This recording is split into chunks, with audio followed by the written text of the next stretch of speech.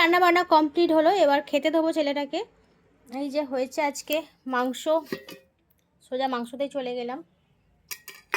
মাংস কালারটা যা সুন্দর হয়েছে। যাই হোক, মাংস হয়েছে, এখানে একটু লাল শাক নিয়ে এসেছিলো, সেটাকে চচ্চড়ি বানিয়েছি।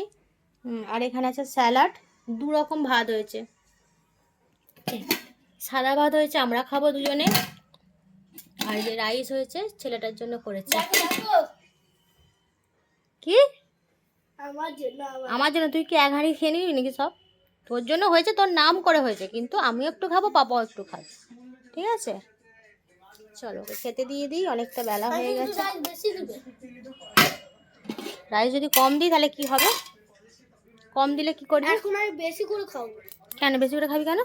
আজকে কেন? আজকের তারিখে আজকের তারিখে কি আছে?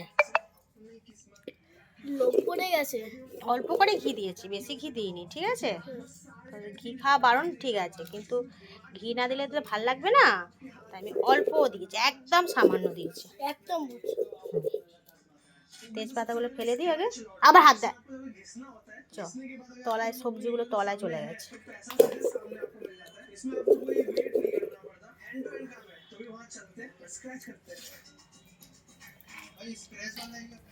এখন বেশি করে খেয়ে নিবি, রাতে কম খাবি, তাই তো? রাতে খাবি না আর।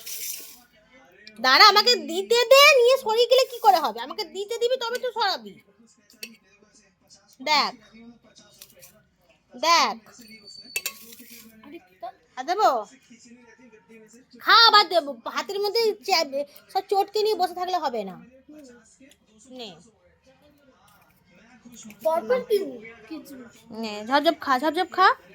শাক তরকারি দিয়ে একটুখানি, হ্যাঁ শাক খা আগে, পরে খাবি এটা। আগে একটু শাক এমনি খা, খেয়ে নি, পরে লাস্টে রাইস খাবি, ঠিক আছে? এনে শাক তরকারি না খেলে হবে না, সাউন্ড কমা। এই মশাটাকে বাবু মারতো, একটা মশা সমানে সামনের দিকে এসে ঘুরছে, তো তরকারি খেয়ে পালিয়ে যাচ্ছে মশা। এনে অল্প করে দিচ্ছে শাক তরকারি, হ্যাঁ?